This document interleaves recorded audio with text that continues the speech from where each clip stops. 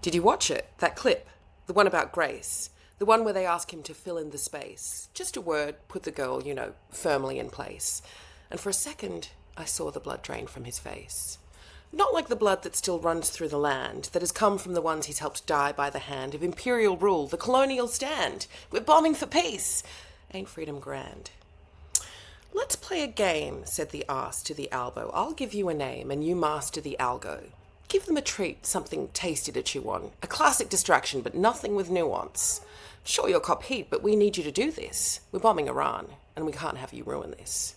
Of course he agreed. He's a company man. He'll do what he's told. That's part of the plan. See, politics can't be about how you feel. Think quid pro quo. It's the art of the deal. But don't get distracted about things over there. This happened here. It's too much to bear. Why would he say something so anti-feminist? It's not 1950 and someone should tell him this. Didn't you just want to scream when you heard that he'd let us all down with one scandalous word? Forget all the children whose limbs he's helped shred, the ones yet to hear that their mothers are dead, who go to bed hungry in flood-damaged tents and listen for bombs that seem never to end.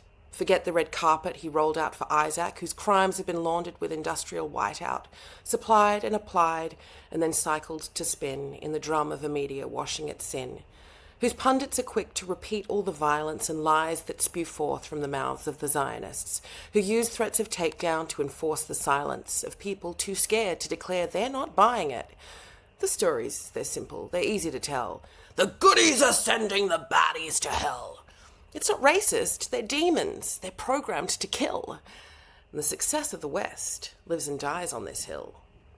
And the babies whose bodies were born far too soon, called to the earth by the sound of the boom, too stunned to cry out, too helpless and new. Don't let them fool you, they're terrorists too. How can a baby be charged with the crimes of a regime that hides its own terror in lies and uses the sins of the past for disguise because human shields are better dead than alive? And say the child lives, but the living surviving, never believing the next day's arriving, condemned to an end that's decided by suits whose elections depend on them licking some boots. And Albo, his is a masterful tongue. He licks like he means it. Such wonderful fun. There's Bibi and Trump, and Starmer makes 4. Look at them go, these masters of war.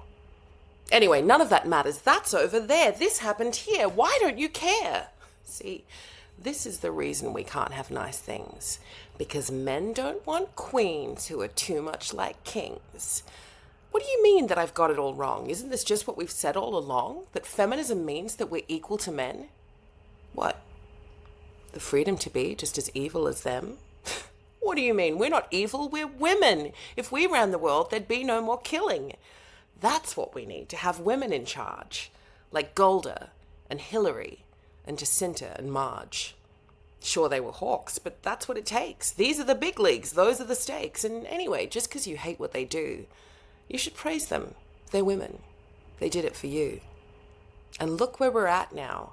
Women are killing it. We're sassy as hell and the men are all bricking it. Kylie's a billionaire and Katie went to space. What's left for feminism? We've won the whole race. All that remains for the feminist battle is to free all the women still locked up like cattle. It'll come with a price. We'll need more bombs and tanks for it. But we're fighting a war.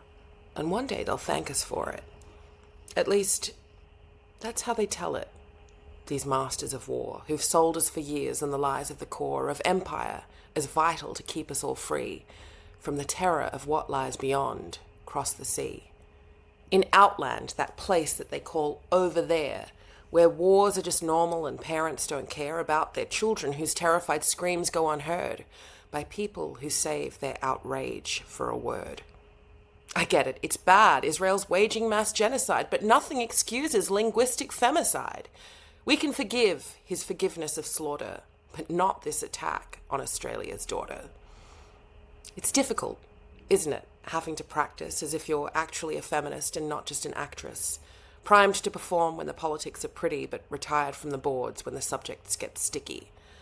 What could be easier than choosing to stand against words but not wars and the stealing of land? Sure, they're all dying, but I've content planned. I can't take a side.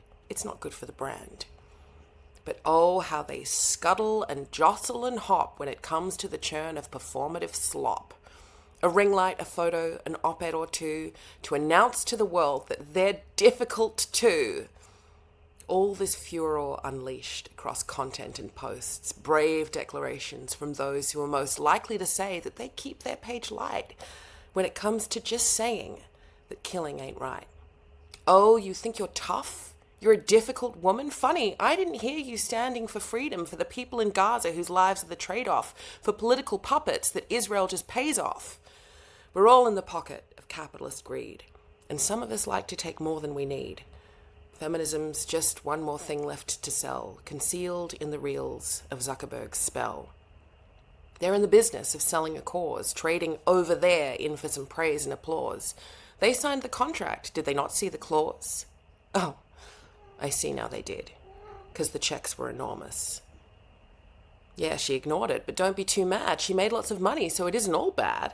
Besides, who are you to direct where her voice goes? I thought that feminism was all about choice. No? No. Feminism isn't about choice. That's a lie.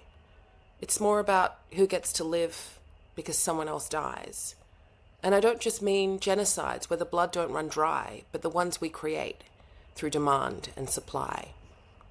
I don't think it's all bad. That's not what I'm saying. It's just when freedom's for sale, someone's still paying. Imagine if bombs were being dropped on your ceiling. Suddenly, freedom doesn't seem so appealing. But listen, as you know, I've already stated, I can't take a side. It's complicated. I'm not saying I like it, but neither do brands, and deals pay the bills. You understand.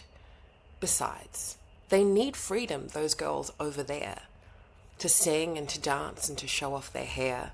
And the US and Israel, they're saving them all. If girls have to die, well, it's worth it for oil.